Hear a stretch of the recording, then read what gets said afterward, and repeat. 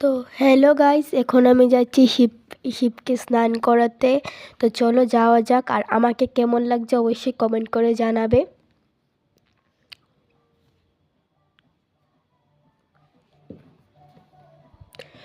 তো এখন আমার বান্ধবী ও আমার সাথে যাবে। তো চলো আমরা ঢ্যাং করতে করতে চলে যাচ্ছি শিব বাড়িতে স্নান করতে।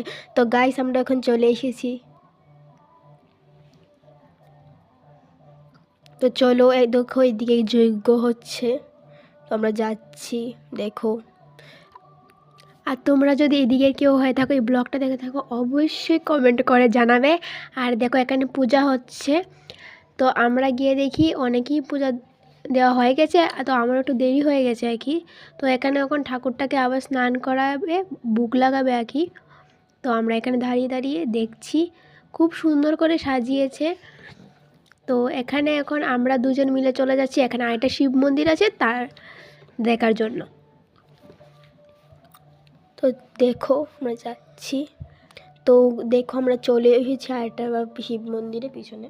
দেখো এখানে কত সুন্দর সুন্দর ফুল গাছ, বিভিন্ন ধরনের ফুল গাছ। তো এখানে দেখো শিব ঠাকুরটা কত সুন্দর। এখানে আমরা স্নান করাচ্ছি। তো আমরা তো আসতে একটু লেট হয়ে গেছে, ব্যাপার না।